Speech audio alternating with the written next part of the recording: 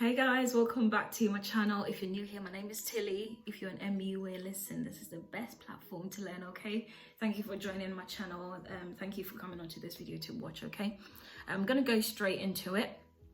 I think what I'm going to be sharing today is my MUA story. So before I started uni, I used to work at the co-op and I used to buy loads of magazines, Glamour, Cosmopolitan, Marie Claire, ID magazine. It wasn't sold at the co-op. I believe I bought it from Selfridges or somewhere else. Anyway, I used to buy it and just accumulate so many magazines, okay? And I have thrown them away since because it was just like becoming a lot. I had like mountains and mountains of magazines, which I probably should have kept, but yeah, it was crowded when we were moving out. Anyway, yeah, so I had loads of those at the time, and then when I went off to uni, I took some along with me, and at uni I was in a town where I realized that I was really bored. I didn't know anybody in Birmingham, and I was stuck in my room most of the time. So what I did was I started watching like a lot of YouTube videos, and every now and then I'd get bored, you know, and I'll start looking in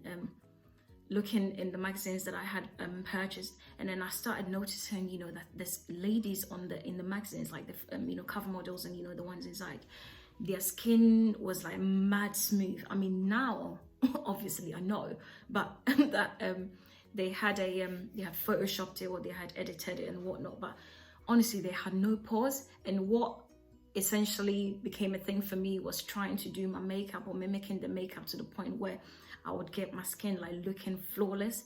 At that time I was introduced to skincare and all of that stuff. I mean, people say my skin is pretty good. I don't think it's as good as I want it to be, obviously, but it's not bad. So basically I started working on that, and I mean, since then I've been, you know, super keen with skincare and makeup, and which is why I try to make a bit of effort here and there, you know. So I got into that and I started mimicking and all of that. Then I realized that anytime I wanted to put like a foundation or whatever on, I realized that some of the foundations were like slightly different. I mean, I only had maybe 2 at the time, and one or maybe both of them even, I'm not gonna lie, weren't quite the shade that I wanted to. So obviously I started going into Boots and Superdrug to look for foundations and all the colors that I could find, the eyeshadows that I could find.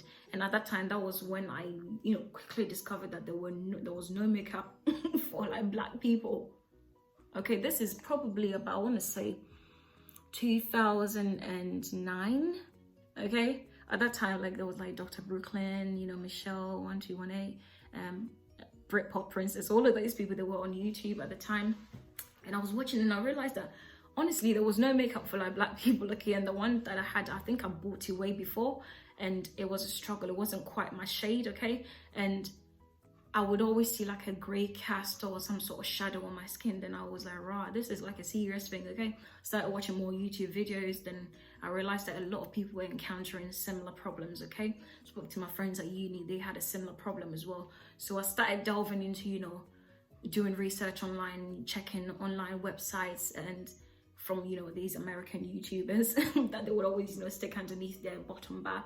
And then yeah, I started knowing more about makeup, MAC Cosmetics, Tarte, there was quite a few, Elf, all of that stuff, and I got into those things. So obviously my knowledge on makeup started growing, okay?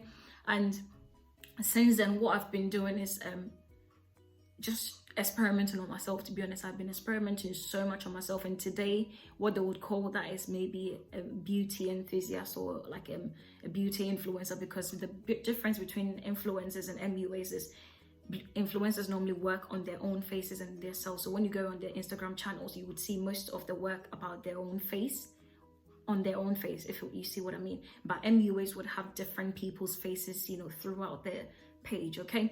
And that is the difference. So I started working on myself, and then when I came home after university, I couldn't find a job. I ended up, you know, resorting to doing what I knew best and what I tended to do when I got bored, doing makeup on myself. Got my sister did makeup on her a few times. Started borrowing my friends, like, you know, faces here and there. Then, you know, a few, I think, months into it, somebody asked me, how much do you charge? So a few weeks into it, people started asking me, how much do you charge for makeup? And that's the whole thing. Like pretty much at that point, I'd basically gotten a career out of that one. And I was really surprised when the person asked me, how much do you charge? And I was like, rah, this is a job?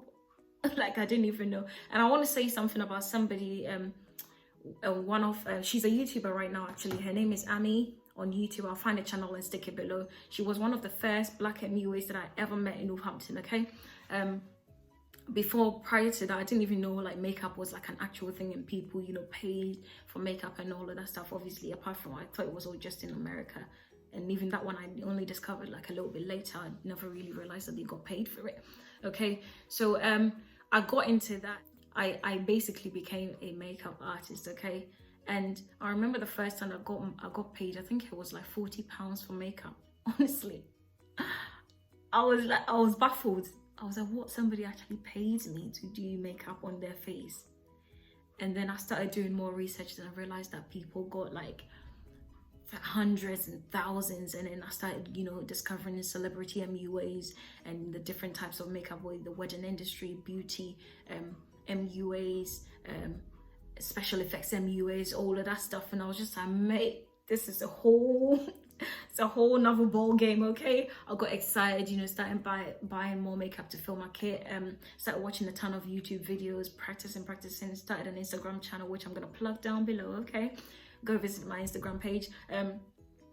But basically I discovered so much and I started literally just honing and improving on my skill, learning more about the eye, how to duplicate the same makeup on my face or on another person, looking at makeup picture and duplicating the whole thing. Started learning about color theory and I discovered Angie de Batista. I started learning so much, and I did check a lot of other channels, but I think the main one I stuck to was Angie de Batista as well. And I think I'm trying to remember some of the names off the top of my head, but yeah, fast forward to like 2020, I'm still doing makeup. I'm still doing a lot of photo shoots. I'm getting into hair braiding. Every now and then I do weaves here and there. It's not my favorite thing to do, I'm not gonna lie.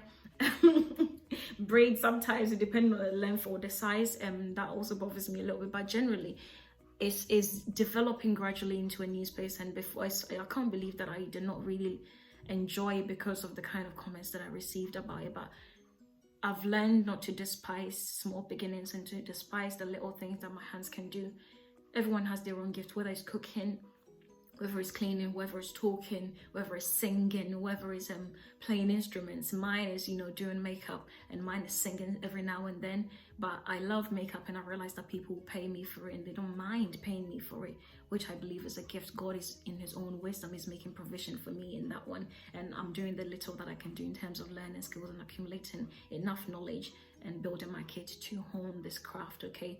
So whatever, you know, whatever stage you are with MUA, if you are wanting to be an MUA, you've just started, you've been an MUA for a long time, listen, I want to encourage you to keep going, okay? Keep going, work hard, just be faithful with your craft, okay? And you'll find the right people who will pay you and honor you and respect you for what you do and decide to reward you, okay? For your time, for your effort, for your professionalism, for your kindness, okay? There's more to makeup than just applying makeup. Sometimes it's a counseling session, although you don't want to delve too much into people's, you know, business and whatnot, or you don't want to be that, I want to be a counselor person, okay? But there's more to it, and sometimes you go beyond just the person that's applying makeup too. So yeah, without saying too much, I'm hoping this will, you know, trigger a lot of people to share their own MUA stories. If you're an MUA, please join us, okay? Join me, I should say, and share your MUA story with somebody. You never know who you'll encourage, okay? So yeah, that's all I'm gonna say. It's helped me enough and it's sustained me enough for me to stick to doing it, okay? And I believe that God will use it in his own way to project me and to bless me and to provide for me, okay? So yeah, that's about it. Keep going if you're an MUA, and as always, I'll see you in my next one, guys, okay? Bye.